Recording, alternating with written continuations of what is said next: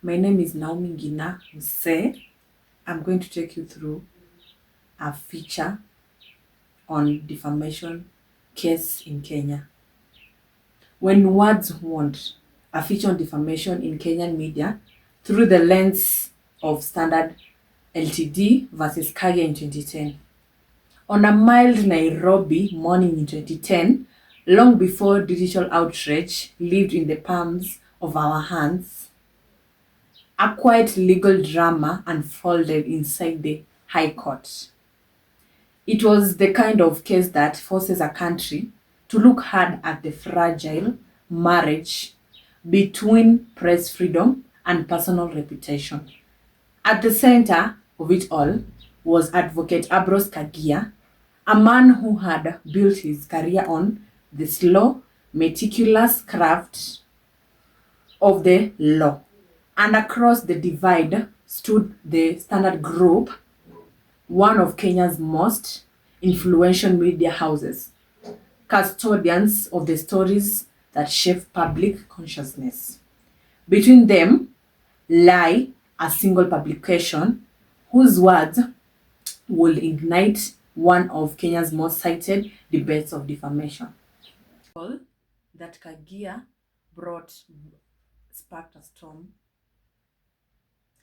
Sometime in 2003, The Standard ran a story describing Kagia in a manner he believed promoted him as dishonest and unprofessional, traits that can sink a lawyer faster than any court ruling. The article suggested impropriety in the handling of client matters, a claim he denied unequivocally. For readers, the story may have seemed routine, just another small piece in the daily churn of Kenya's news cycle. But for Kagia, it was a public unveiling. Clients raised eyebrows, colleagues whispered, and a career carefully built over decades sat suddenly in the court of public opinion. He did what any lawyer concerned by ink might do. He sued. Inside the courtroom was the Justice J.B. Ojwang in the High Court, presided over the matter. The question before him was deceptively simple. Were the words published defamatory? And if so, had the media crossed a legal and ethical line? During the hearings, the Standard defended itself on two familiar grounds. The first ground was on public interest, that the media had a duty to report on matters affecting citizens. The second ground was on qualified privilege, that the publication was made without malice and as part of routine reportage. But the court saw things differently.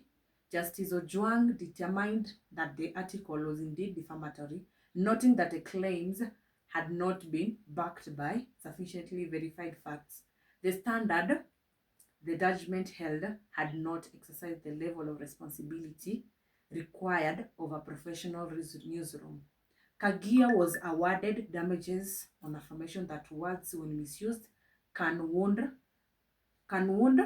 apply, can wound as deeply as any physical act. Why this case still echoes today? Kenya's media landscape has changed radically since 2010.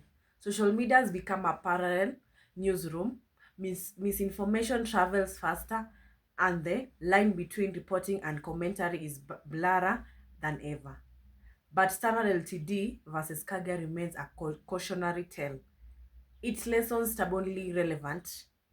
The first lesson that we learned from the case of Kagia is verification is not optional.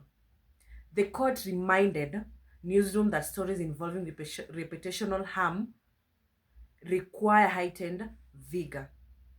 Facts must not only be sourced, they must be checked, challenged, and contextualized. The second lesson is that public interest is not a blank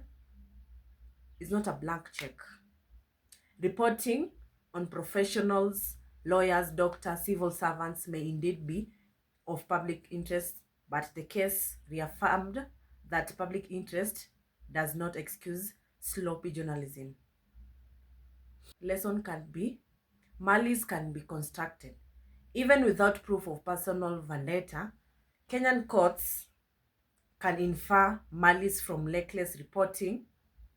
In Kagia's case, failure to verify was itself seen as evidence of disregard. The fourth lesson is damages as symbol and practical. The award to Kagia was not just compensation. It was a reminder to media houses that press freedom carries legal responsibility. Recently, there have been a changing media and an unchanging principle. In conversations with contemporary Kenyan journalists, one hears a recurring anxiety that the speed of digital era is increasing at war with the ethics of accuracy. A reporter, a major TV station once put it bluntly. I quote, "The pressure today is to be fast, not necessarily to be right." I close quotation. But the law does not care who published it first. It cares who harmed whom. The Kagia case is often cited in newsroom trainings, held up as a mirror of reflecting what happens when journalists' shortcuts collide with human dignity. It also it, al- it also invoked in courtrooms where new defamation suits brought by politicians, business people, influencers, and ordinary Kenyans test the limits of the law. The Kagia's case being at the man-centered life, whereby in retellings of the case, Kagia often comes across as a symbol, a placeholder for any Kenyan whose reputation becomes a casualty of newsprint. But behind the symbolism is a man who simply sought to reclaim his name. When the judgment came down, it did more than vindicate him. It reset the conversation about Kenyan journalism, reminding the media that while the press is free, it is not free of consequence. Kagia's case has been the story we still tell in Kenya's history on journalism. 15 years on, Standard Limited Company versus Kagia sits quietly in Kenya's defamation jurisprudence, but its repeals continue to shape editorial decisions, from headline drafts whispered across desks to late-night legal vetting sessions before a sensitive exposed to print. It remains a story about the power of words, how they calumniate or injure, inform or distort. And it asks of the media a question that grows more urgent with each passing news cycle. How do you tell the truth responsibility in a world where the truth itself is always fighting to be heard? That was the feature story on defamation in a landmark case on Kagia versus LTD Standard Group Media 2010.